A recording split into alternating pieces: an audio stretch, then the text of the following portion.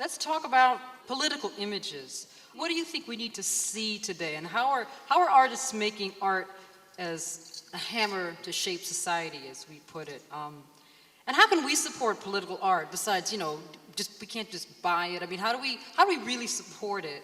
And what does art need to communicate to inspire in society now? And I want to include Doug in this question about art. So I'll open it up. Well, not everybody at once. Well, so you're raising this question. I don't know whether we can say what we need to see. Yeah. I would never tell an artist, what he or she needs to create, because it seems to me that art drives movements for radical social change. Mm-hmm. Art helps us to find our way into new dimensions. Art helps to give expression to what might be considered impossible in the world that is. It shows us the possibility of a new world. Mm-hmm. And one of the things I've been doing at the Occupy sites is to recall the slogans from the uprising in Paris in 1968. There were some really, really wonderful slogans. One of them was l'imagination prend le pouvoir. All power to the imagination. And another one was soyez réaliste, demandez l'impossible. Be realistic, demand the impossible. Mm-hmm.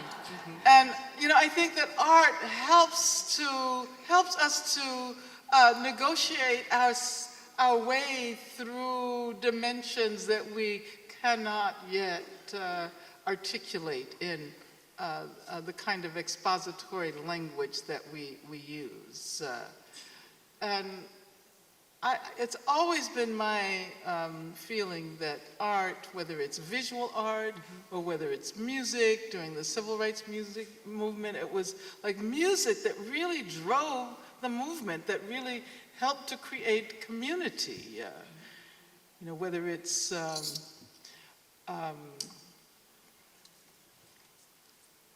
hip hop, whether it's film. I think that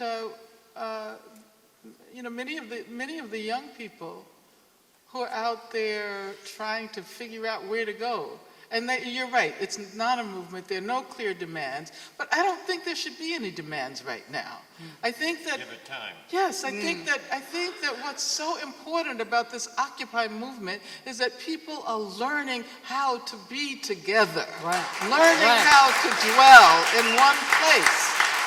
And, some amazing things have happened, like amplification was taken away from them. And so, just very quickly, they developed the human mic, which is actually a pedagogical tool as well. It's not only about voices being heard, it's about people sharing each other's voices and repeating each other's voices. And at the Wall Street site, they took away the generators because, the people who are participating in these Occupy movements are very, they have their iPads and their iPhones and, their Android. And so the electricity was taken away, the generators were taken away because the police and the fire department said it was a fire hazard. And the very next day, they had generators that were run by bicycles, stationary bicycles. It's amazing some of the things that have happened. Somebody developed a new app for Android phone that's called the I Got Arrested app. So you pre-program it with your lawyer's name and all the people you want to know. So when you're getting arrested, all you do is push the center of the target, and all of these texts go out to everybody telling them that you got arrested. And one other thing, because in New York, when I was at the site last week, I saw all of these garbage bags full of laundry. And so I was asking the person who was walking with me, I said, what's all of that? He said, well, that's our laundry. And a commercial laundry has volunteered to come and pick it up and do the laundry. So I said, so how are you going to find your clothes? Because there were maybe 100 bags, garbage bags, full of clothes. And so he said, well, we just wear what fits us.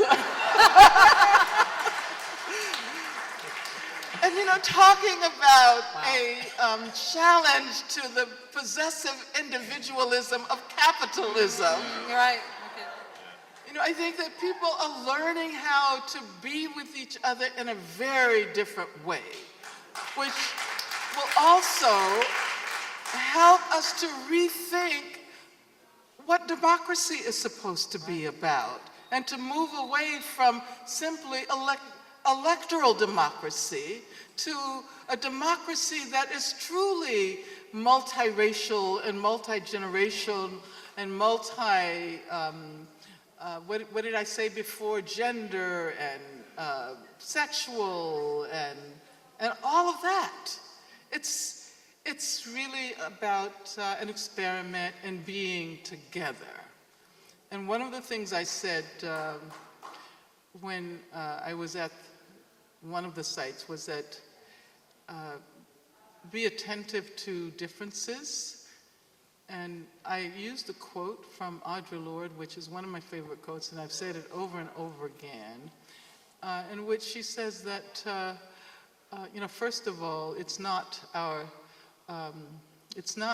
differences that divide us. It's our inability to respect and celebrate those differences.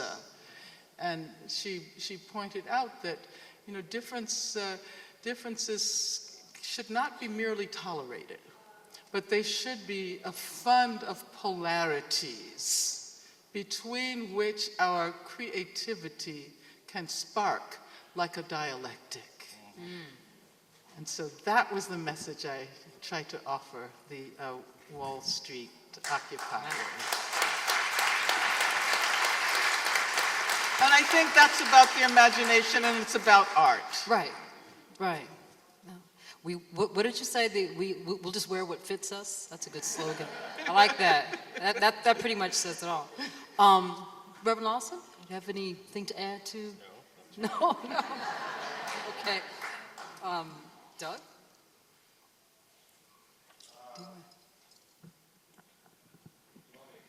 Please, yeah.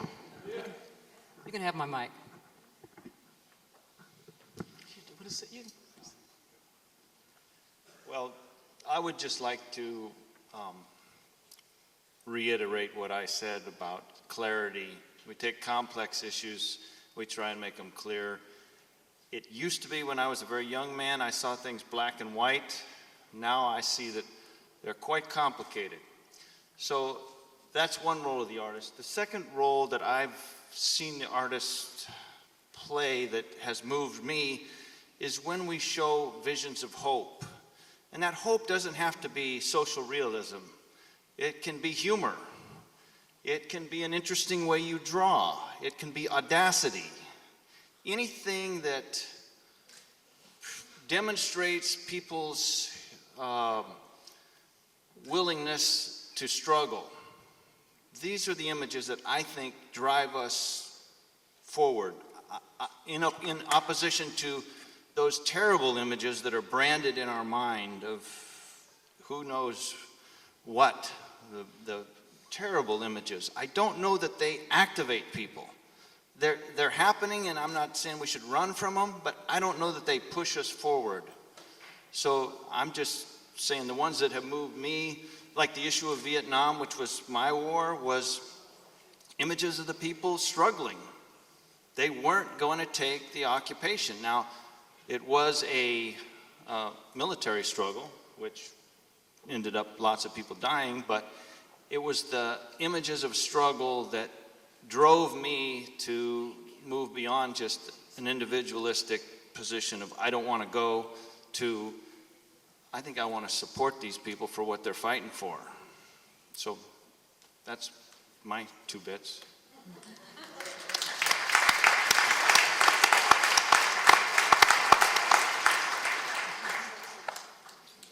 But I think we must not forget that if we're going to have social movements, there must be a passion in us human beings to dismantle the wrong, to attack and struggle against the suffering of other people in our society and in our world.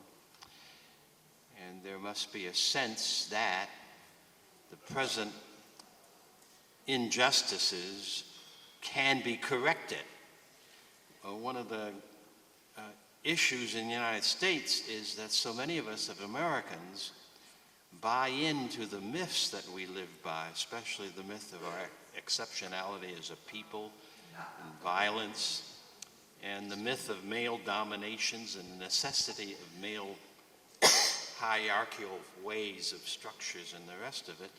And so, in fact, we do not really know ourselves as a whole people. And we do not know the depths of the pain in our land or the depth of the wrongs that are continuing to be perpetrated. And therefore, we don't respond. We don't respond to an Occupy movement very well because many of us think, but those young people must be quite foolish. The movement that is called the Civil Rights Movement, at least in the Deep South, we may not, I say this all the time as I teach and lecture on it, we may not have known that much of what we were doing, but we knew that the Jim Crow racist system was an incredible injustice that the American people accepted as normalcy. We knew that. And very often we stepped out to do something about it because we had that passion to see the wrong and to make a change. If our nation is going to be healed as a people, there's probably no difference between what happens in a person's life. If a person needs healing, they must have some friends and neighbors and medical help that will help them face the strangeness and the pain and the difficulty of what ails them. And then they must have the courage to march through that and seek hope, seek change, seek the healing. And I think that we in America could be healed of our diseases, but it cannot be done unless there are a lot of brave people who at least look at the problem, whether it's the prison system, the racist system, the abominable continuation of what I call plantation capitalism in the United States. A part of slavery and part of taking the land from the Indian to impoverish the Indian is the notion that people don't matter, that they are property, they are less important. 50% or more of the jobs that the political parties and the capitalists talk about having provided are jobs that do not allow people from their wages to support themselves and their families. Over 50%. That is right out of the heart of American history.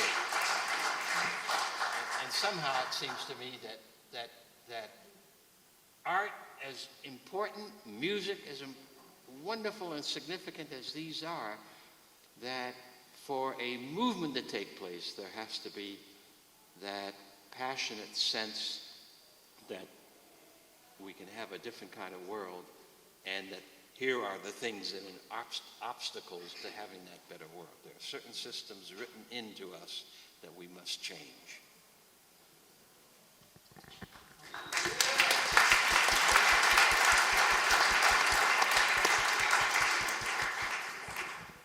Okay, I think now we're going to read some questions from the audience.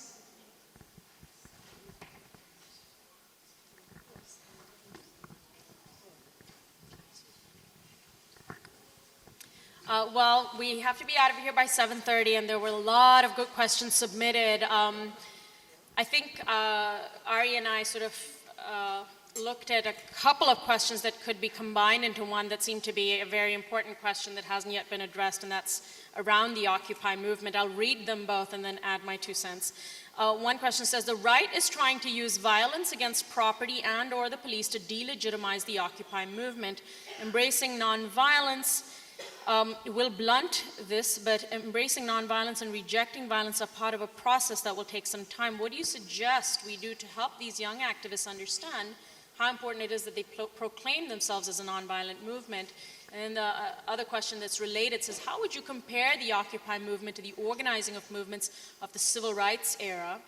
And I want to throw in, if you don't mind, what lessons can the two of you, from your years of experience as activism, share with Occupy protesters about protecting this movement from infighting and infiltration and the kinds of things that movements that are by their nature open and inclusive are susceptible to? So it's kind of a big set of questions. Wow, okay, well, let's see. I'll just begin by saying that I think that there are some historical precedents for these kinds of movements. One would be the Attica uprising. And I don't think that we have seriously looked at the ways in which Attica prisoners attempted to create a multiracial community, making demands for educational rights and religious rights, economic rights, expressing solidarity with revolutions in other parts of the world. Of course, that only lasted 4 days because it was put down so violently by Governor Rockefeller. But I think it would be important to go back and look very closely at how the prisoners who took over Attica prison tried to craft a community of resistance. Then there's another precedent, and that would be, and it's a feminist precedent, and that would be the women's peace movement and the Greenham Commons struggle that took place in beginning in, I think, December of 1981, 10 years after Attica, which was 71. And within a year, there were 30,000 women in the Greenham Commons encampment. It was also an encampment where people stayed and encircled this military base in the UK. And 3 years, I think, there were 50,000 women who surrounded the military camp calling for an end to the production of cruise missiles and an end to nuclear weapons. So I think it might be important to take a look at some of those moments. And then, of course, there's the connection with Egypt, Cairo, and Tahrir Square. I was the other day reading a message that came from participants in that movement, and there was something very moving included in that message, and that was they asked, what are our demands? But there's no one left to reform. There's no one left to ask for reforms. And so therefore, we have to create that which we would like to see in the future. We have to create what we want as opposed to asking somebody else to give it to us.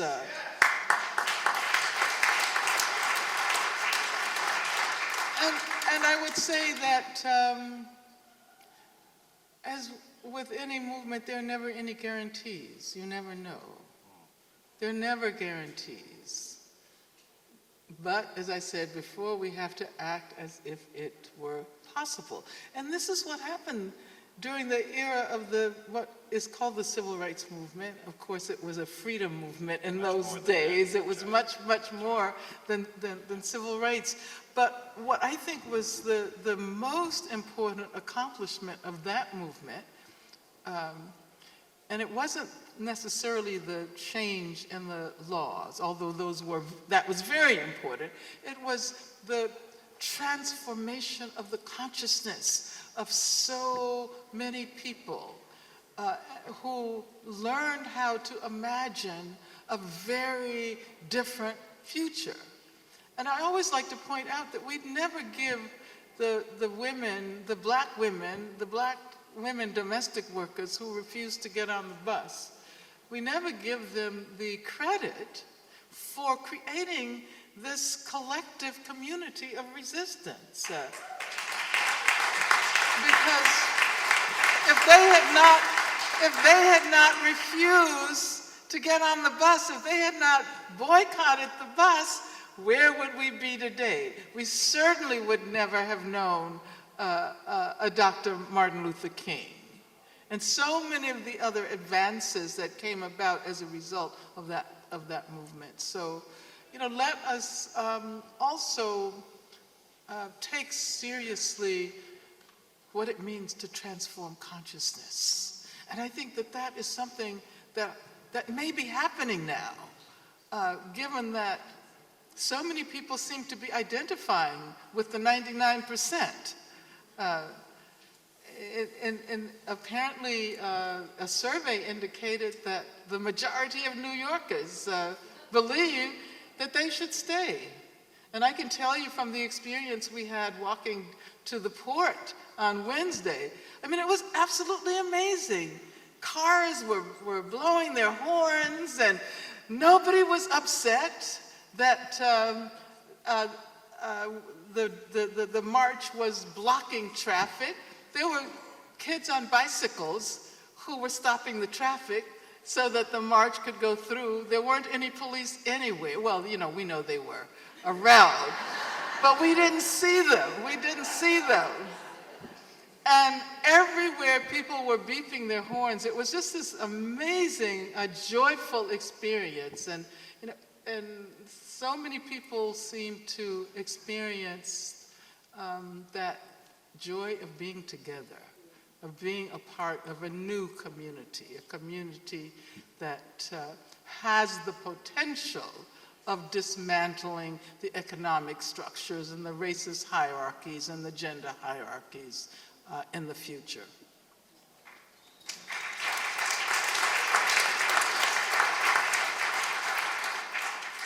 Well, I think we must not, Professor Davis, romanticize the present moment. Why not? Okay. I mean, I know I'm romanticizing I'll tell you it. why not. I'll tell you why not. Because, well, let me say it two ways. One, the Montgomery bus boycott is an excellent illustration for the Occupy people to study. Because 2-3 years before the Montgomery bus boycott happened in December of '55, black women organized the Women's Political Committee. And Joanne Robinson. That's right, Joanne Robinson. And they were very much upset with the indignities heaped upon black women on those buses. And they began the agitation process. It is that agitation process that, in my own judgment, then led to the moment of Rosa Parks, and there being already in place a group of people that then said, this is a chance, let's have the bus boycott. That's right. They pushed it without going to the community for any kind of action, but it came out of their own organized effort. The organized agitation protest process that builds a structure that can explode in a movement is a critical part of getting a movement. The best example I know in the United States about romanticizing is the peace movement in the United States, of which I've been a part. in so many different ways. My first jail experience was sending my draft cards back to the draft board in '49 and going to jail as a consequence.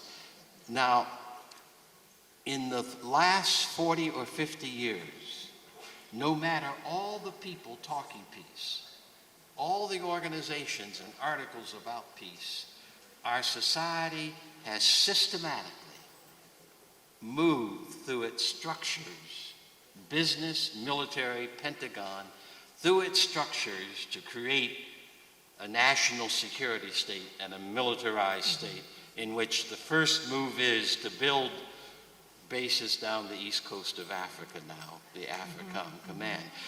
Now, we had millions of people in the street against the Vietnam War, and I maintain that because we did not target that specifically in terms of issues in the United States that allowed the military process to take place, we have systematically been unable to stop the movement towards more than 800 military installations in 131 countries and so forth and so on.